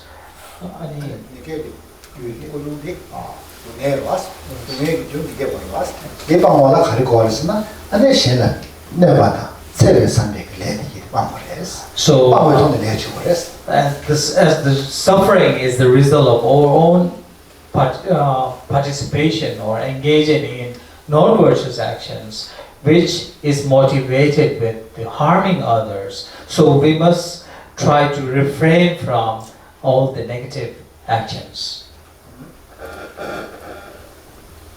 Và để mà kết thúc cái phần thuyết giảng ngày hôm nay thì ngài thỉnh cầu tất cả quý vị và bao gồm cả ngài luôn nữa là luôn luôn hành trì để tích lũy thiện nghiệp và từ bỏ tất cả những cái ác nghiệp. Và khi chúng ta hành trì tích lũy thiện nghiệp thì cái quả của chúng ta là sẽ là an lạc hạnh phúc. Khi chúng ta chúng ta làm những cái ác nghiệp thì kết quả của nó sẽ đến là khổ đau. Và tất cả những cái thiện nghiệp mà chúng ta làm, tóm gọn lại là chúng ta phải luôn luôn tìm cách để mà giúp đỡ cả chúng sinh hữu tình và làm lợi lạc với cả chúng sinh hữu tình khác. Và chúng ta cũng biết rằng là khổ đau nó là cái quả của tất cả những cái ác, những cái nghiệp bất thiện, những cái hành động bất thiện, những hành động ác của chúng ta là những cái nó chính là những cái hành động mà đi làm hại những cái người khác. 다리 올로시 제랑에 다리대 기란솔라네 최저가 돈에 그게 브로바 천중 샵지 천중 취에 고가라와 된 것이라 가우총스 기란소 사람이 그 돈아 시우지 체송스 투지 체스 아니 기란소 상마로 나ዞ를 같이 쳐보이스 한다 봐도 아니 같이 사비에 계시는 다리 최저가 도스 배 춘세 배 좀 가우총스 So after 4 years, I am really honored to receive this opportunity to do a small spiritual service to all of you. And our monastery has been very grateful to all the Dhamma friends. So this can be considered, this service can be considered as a repayment for your your kindness and support to the monastery. So I am deeply honored and thankful. And at the same time, everyone has listened very attentively, carefully, so I deeply appreciate.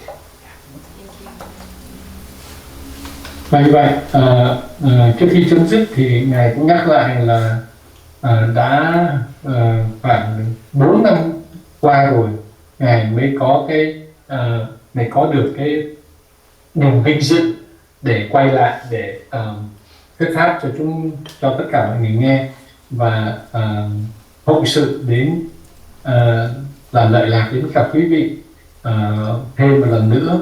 Và Thư viện của Ngài cũng cảm ơn đến tất cả đã hỗ trợ cho Thư viện của Ngài trong những thời gian quá khứ, và Ngài cảm thấy là Ngài luôn luôn muốn đền đáp trả tất cả những cái ơn nghĩa của quý vị đã hỗ trợ, và Ngài cảm thấy là rất là vinh dự khi đã được quý vị hỗ trợ, và ngay ngày hôm nay quý vị đã đến và chăm chú nghe pháp, và Ngài cảm thấy rất là trân quý cái điều đó.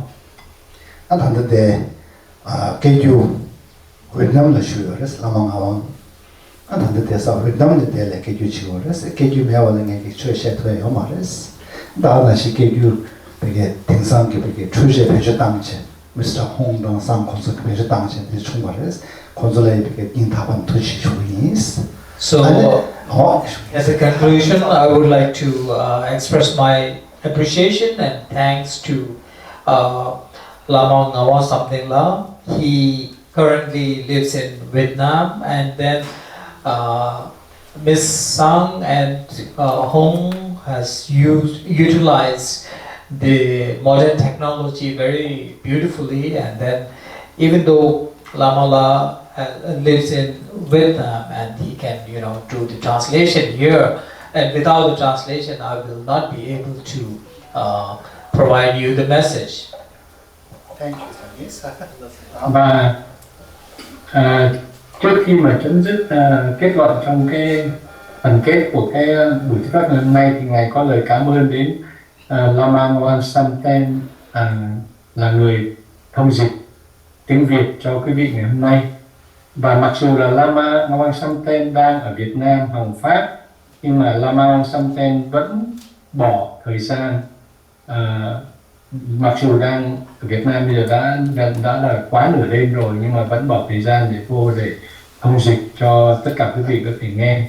Và Ngài cũng cảm ơn đến Thí San và Phan Quốc Hưng, hai vị đã sử dụng tất cả những cái kỹ thuật cao để mà làm cái hệ thống âm thanh, để mà có thể cho dù là Lama Ngawan Samdala đang ở Việt Nam vẫn có thể sử dụng để có thể dịch qua cái mạng Zoom để mà dịch cho quý vị nghe, bởi vì nếu mà không có người thông dịch sang tiếng Việt cho quý vị nghe thì Ngài cũng không thể nào thuyết pháp cho quý vị nghe được.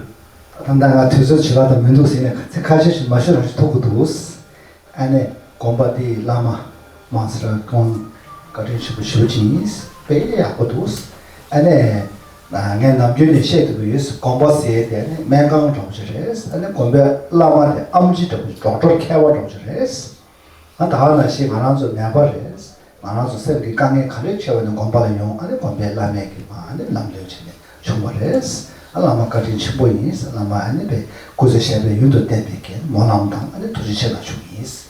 So even though we have limited time, but few words I feel very important to say to all of you, because I take this opportunity to express my deep appreciation and thanks to Master Kong Ju. and he has been very kind and supportive, and very supportive to the monastery and all the Dharma friends as well. And normally when I talk to people, I mean public, I used to tell that the monastery or the temple is like a hospital where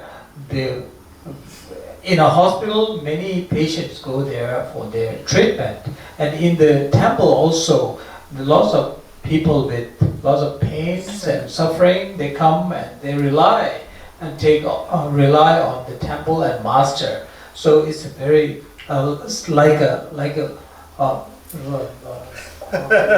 Lama member kewa the tower is. I don't remember kewa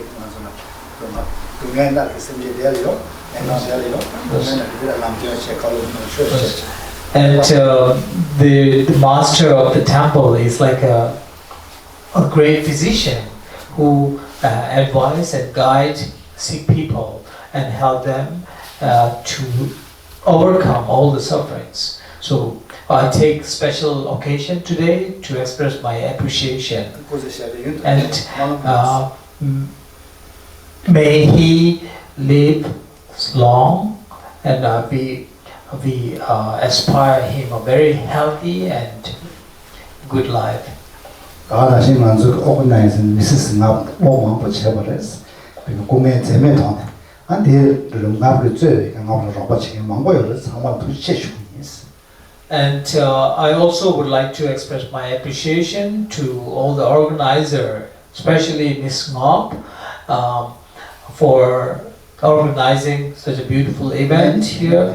And it is not only the first time. Ms. Ngab has done many times before too. So we also would like to thank all the people who helped Ms. Ngọc for organizing the event. Và mặc dù là cái thời gian thì rất là giới hạn, nhưng mà ngài vẫn có một đôi lời để cảm ơn đến vị trụ trì của tu viện Linh Sơn hay là chùa Linh Sơn, là trụ trì Quảng Duệ, thầy Quảng Duệ, bởi vì rằng là mặc dù là ngài đã nói chuyện rất nhiều với lại mọi người, nhưng mà ngài vẫn nhấn mạnh thêm một lần nữa, đó là một cái chùa hay một cái tu viện nó cũng giống như là một cái bệnh viện. Bệnh viện thì chữa bệnh cho những người bị khổ đau, bị đau khổ vì bệnh tật, còn chùa là cái nơi trốn nương dựa của rất nhiều người họ đến bởi vì là xoa dịu đi đến những cái khổ đau ở trong thế gian.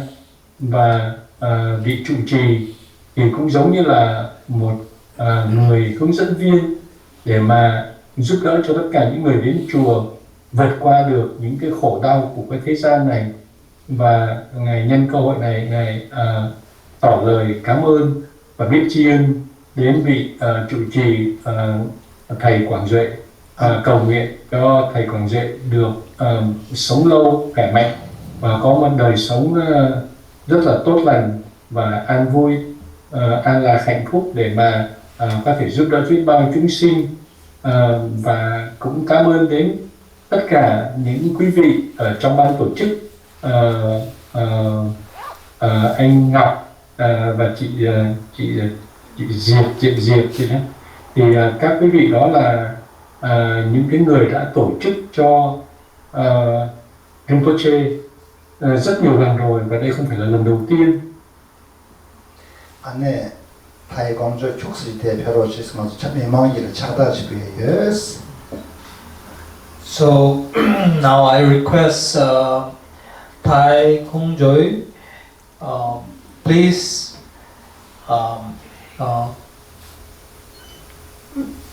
request you to make present here. We have a small token of our respect and honor. And I will let Và Rinpoche bây giờ thỉnh cầu thầy trụ trì Quảng Duệ hãy đến để mà nhận cái món quà lưu niệm và cảm ơn. And I would like to say thank you so much for my translator Lama Lotter and Lama Toki. They both helped me a lot, and also everybody. Thank you so much. Và ngài cũng có đôi lời cảm ơn đến Kusho Lodo là vì đã thông dịch từ tiếng Tạng sang tiếng Anh.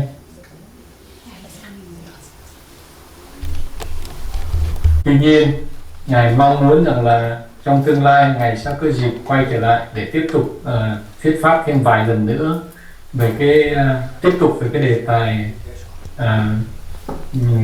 nhân và quả, tức là nghiệp.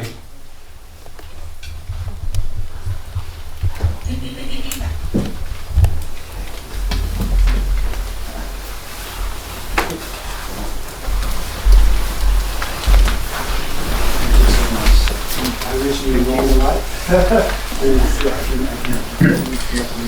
very helpful session too, especially here at the I'm wishing you long life.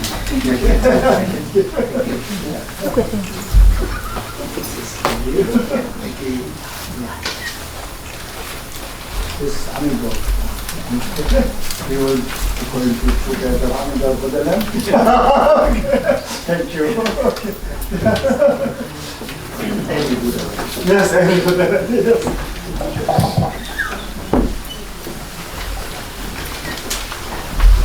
So thank you so much. So Rinpoche has sand mandala sand here. So please, and also blessed quote. Please, this blessed quote has been blessed by His Holiness the 14th Dalai Lama. So I request everyone to please receive the cord and the mandala sand from Rinpoche. Và ngài cũng nói rằng là ngài đã mang theo một số những cái quả linh niệm giống như là sợi dây chỉ đỏ mà đã được gia trì rất nhiều bởi Đức Đại Lạt Ma, và ngài sẽ thỉnh tất cả các Phật tử lên để mà nhận món quà tặng linh niệm là dây chỉ đỏ đó. Yes,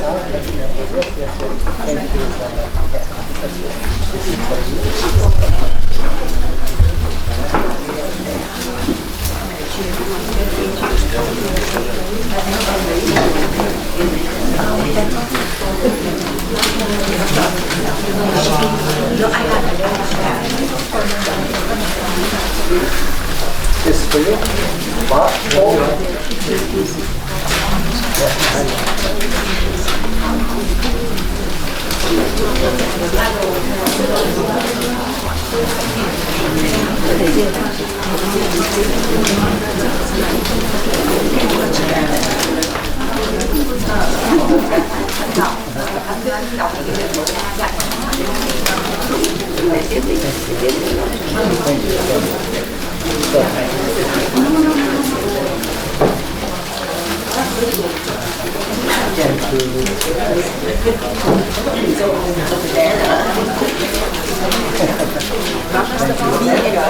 Yes, yes, I love you. Today I see you. Thank you. Right, you are there? Steve. Huh? Steve. Okay, I'm very happy. Come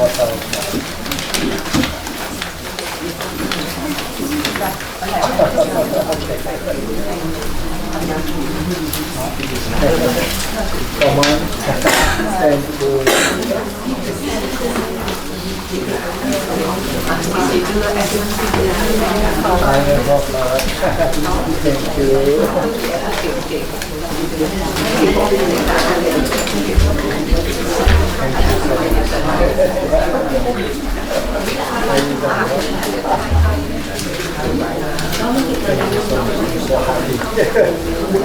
I'm very happy. Yes. No, I don't know.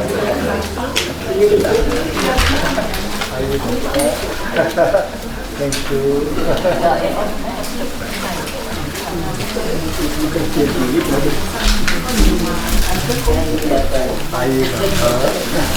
I so much.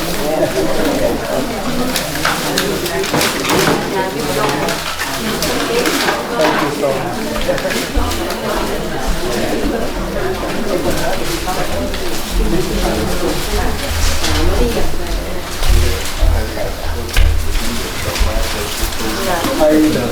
How are you? Thank you so much for paying for our passed away. Remember? Yeah, I remember. Thank you very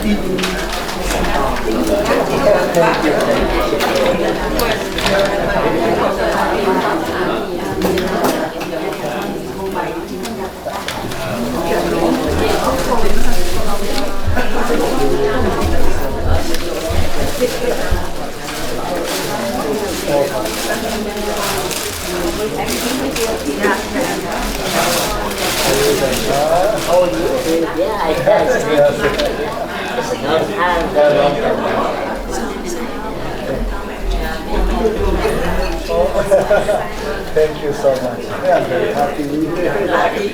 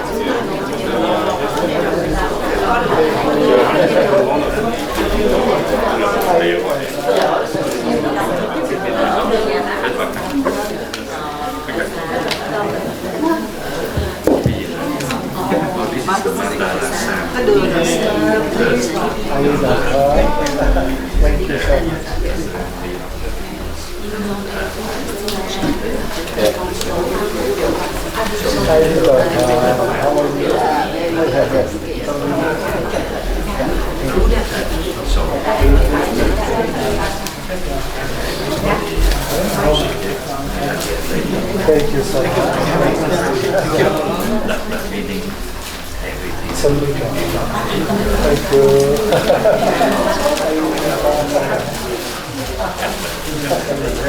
I don't know if you remember me. Of course, yeah. You do? Yes. My name is Anne. You have sent me emails. Yes.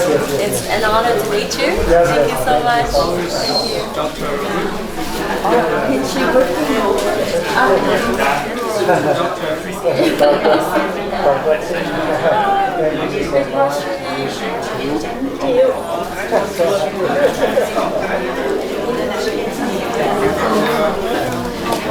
Thank you very much for the session today. Yeah. Thank you so much. Thank you for coming.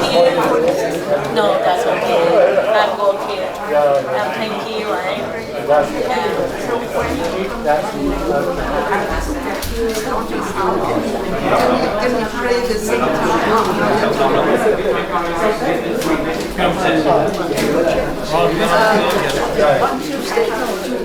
On Tuesday, I'm going to place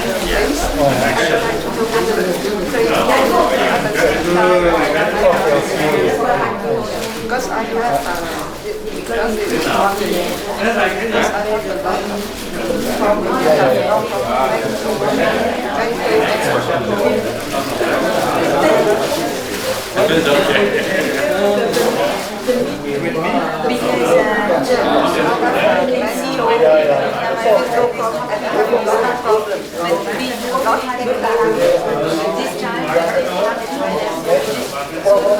when he's too picky. You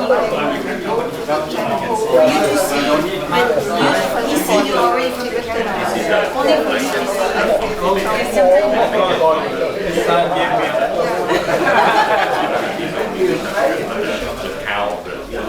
So you at the same time.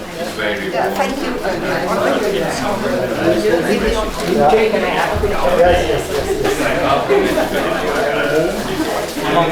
There's a lot of party.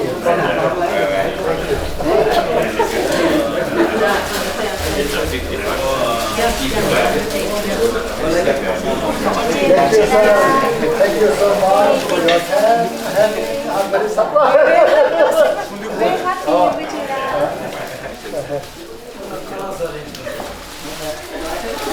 See you, Butchila. Just all very good. I have something for you.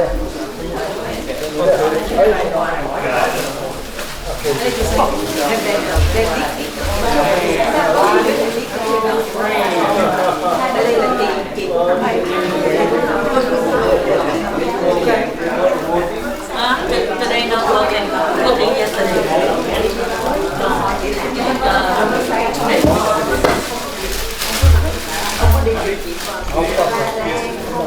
I'm working yesterday. Today morning. Tomorrow morning.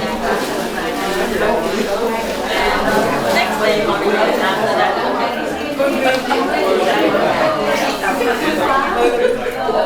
How far? If you want, you will just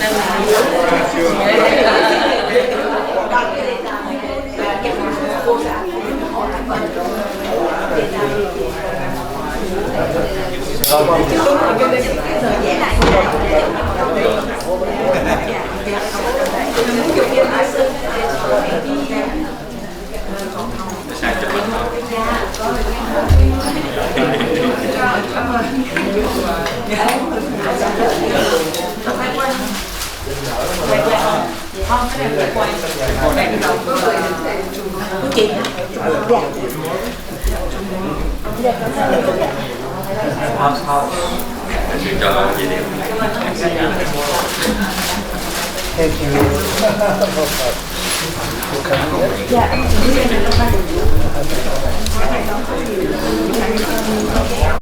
Dele ane chilo nidong ane nishizabshi ane namlo sarzele ya ane de ane zongoshudu transangi cao shu che ane Canada zongoshudu chozo ube yule namba tang tsome chozo namba lenje tsangmala ane tsamri tashidele shuye tang ane lodi nangla ya ane rangja kawa rikpa nangi mendo kangla paba ane 대신 이게 남데 안에 장관이 자와 탐색 현실과 전부 초기 의외 그래서 마셔베 안에 단달라제나 고세된 제진 개와 당 안에 다나시 안에 전부랭데 나래 내암 투수소 신에 안에 이게 삼바셰시도 주비게 안에 다시 만남 당 안에 삼지 쉐이 투체나